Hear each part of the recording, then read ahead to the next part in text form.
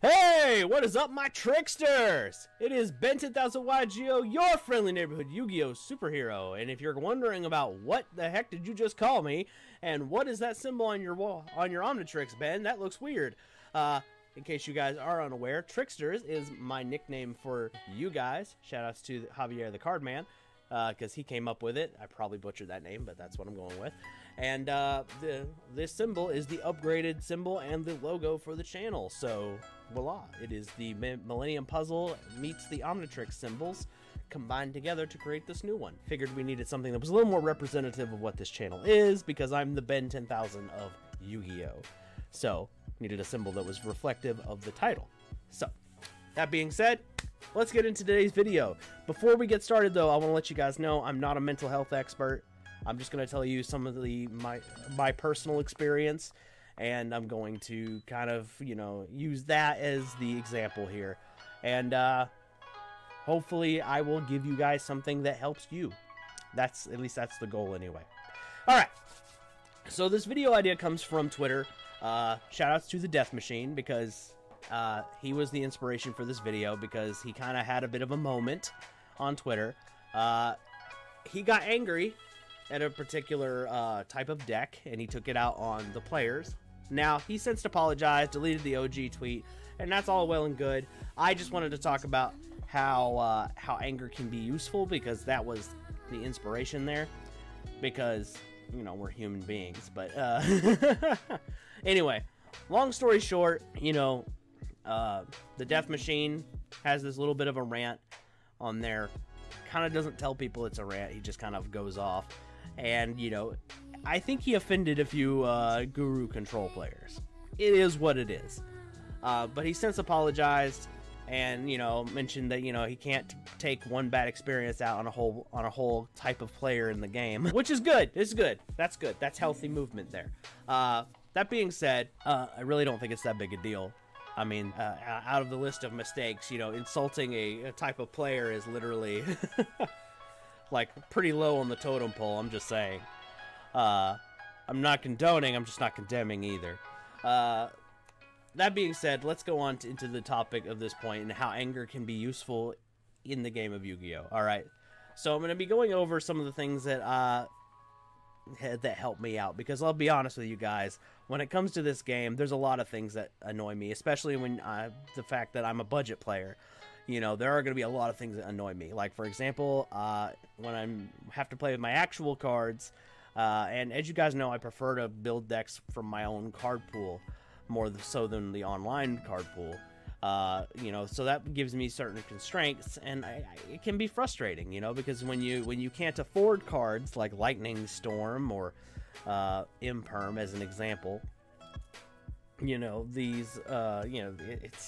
it's frustrating because you can't afford those cards. So that's just one level to it, so when you play against those cards, there's that level there.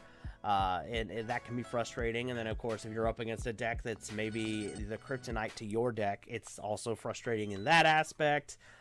So, there are multiple levels of things that can be very annoying and frustrating to play against. Or in sometimes jerkish players in the game. Like, that's another thing. Like, there are people in this game who their whole purpose in playing a particular deck or in the way they speak to you online is to trigger you, to anger you. That's their whole goal. The point of that is to give you get a cheap win out of you, because if they anger you, you're not thinking straight. Which kind of leads to the point that I'm going to be talking about here. It's like, well, how can anger be useful if it causes me not to think straight? Alright, so the thing here is, what you want to do is you want to use your anger in a constructive way, not a destructive way. And there are methods to this. There are various things you can do to kind of mitigate the things that are going to anger you. Like, for example, in with Edo Pro, when you got the player who talks a lot of smack, guys, there's a mute button. All right, you don't have to talk to people on Edo Pro. You might not have that option in Dueling Book, but I know on Edo Pro you can just mute. 9 times out of 10, especially in today's game, that's absolutely what I do. If I'm not playing against a friend, oh yeah, the chat's muted, because I just don't want to deal with the guy trying to score cheap wins. I just don't want to deal with it. The guy's trying to anger me You know, and I have been called some horrible names. Just sidestep here for just a second. Like, I have been called various racial slurs and all sorts of things on Edo Pro. Like, there's a reason why Edo Pro had to make a rule about what you could say. So instead of just getting anywhere involved in that, I just mute the chat, because if I can't read what they have to say, then I don't have to care. You know, that's just an example of a, you know, solution to the problem. But back to how anger can be useful. All right, so there's 3 steps to it. First step is you like I said, you want to handle your anger in a constructive way, not a destructive way. So examples of the destructive way would be like Boogie 2988's Francis videos. You know, you don't want to flip the table, you don't want to throw cards, you don't want to break your machines. I have cracked a few screens, not on purpose in my case, but you know, that's because I'm a klutz. But but I do know people that if they don't step away from their computer, they're likely to take a baseball bat to it. So the trick here is to step away and make sure that you handle that anger in a constructive way. But take the time you need to feel that emotion, all right? We guys already have enough problems not feeling our emotions as it is, and I am just speaking from a male perspective here on that. So if that part doesn't apply to you, sorry. But the point that I'm getting at is that you want to feel that emotion, get it out of your system, but get it out in a constructive way.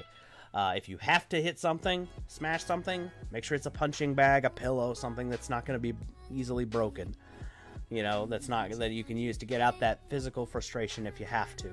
The next part of it is that you want to, like I said, you want to either, in a more constructive manner, you probably want to, like, I don't know, maybe get a stress ball or talk to someone. I know you know, everyone has friends in the Yu-Gi-Oh space. There's bound to be at least 1 or 2 people that feel the same way about that particular situation. You know, like I was told the Death Machine, like I can relate to being frustrated with Guru, because Guru's just not a fun deck to play against, and personally I don't find it a fun deck to pilot either. That's just my experience talking there. But so I get where he's coming from, being frustrated with that deck.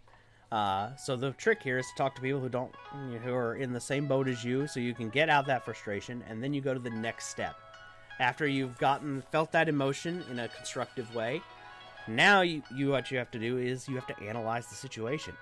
You have to look there and go, okay, where in that situation did I mess up? You know, where could I have gone left when I should have gone right? You know, as an example. Once you've figured that out, and that could be card choices, that could just be acknowledging that maybe it's a bad matchup. I mean, there are decks out there that literally it doesn't matter what you're doing. Like, for example, if you were playing a Mystic Mind deck and your opponent's playing, you know, Paleozoic, and they've got, you know, they're all trap monsters essentially. You know, they're mostly trap cards. Well, Mystic Mind doesn't do a whole lot against that deck. It's a bad matchup, as an example. You know, it's a back row deck versus a back row deck. Mystic Mind is primarily useful against front row, in case anyone wasn't following there. You know, sometimes you just have to acknowledge that, hey, that's a bad matchup, and there's not a whole lot I can do about it except, you know, use the sideboard. Now, once you've analyzed that situation, this is the third part that I want to tell you, is how you can use your anger to be useful. Is you want to use it to fuel your drive. This is the final part. You got to. It can be very discouraging. All right.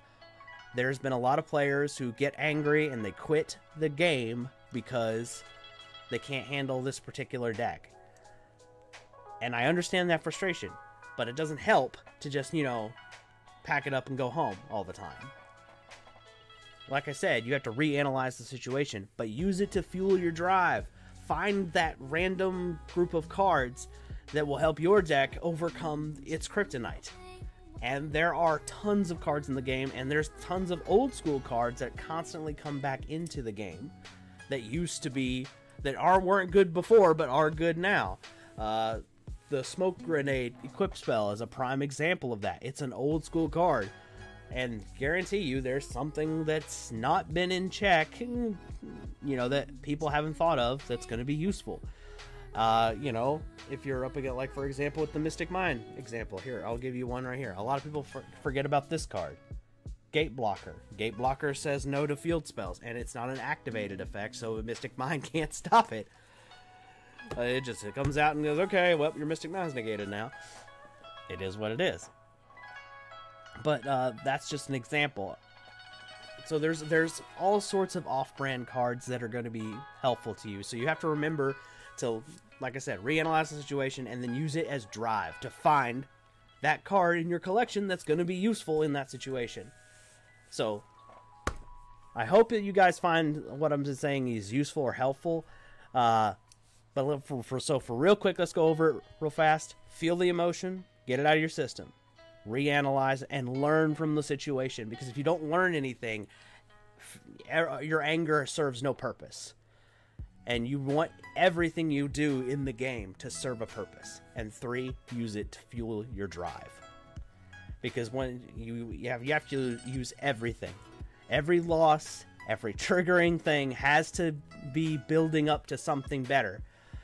Otherwise, you're feeling that those emotions serve no value for you as a Yu-Gi-Oh player. And that's the thing I want to get across, is understanding that, you know, you can make anything work for you if you use your emotions in the right way, in a constructive manner and in a healthy manner. Remember, Yu-Gi-Oh is supposed to be fun. It's not supposed to be a you know, for lack of a better descriptor, a triggering event. Anyway, guys, that's all I got for you today. I hope this video was useful for you. If you guys want to be part of the conversation, make sure you leave a comment below. I would love to hear what you guys think as far as, you know, like, how do you handle anger in the game, being angry in the game? What are your ways to cool down? Leave that in the comments below. Also, if you want me to talk about another kind of, you know, another aspect of the game, put that in the comments below too. I want to have a conversation with you guys. I want to know what you guys want me to talk about when I do discussion videos. And if you guys want to give me any critiques that can help me make better discussion videos, make sure you leave that in the comments too. I'm always open to try to improve myself. It's very much a thing in my life right now, is self-improvement. So if you guys want to help me out with that, also leave that in the comments. I'd be appreciative.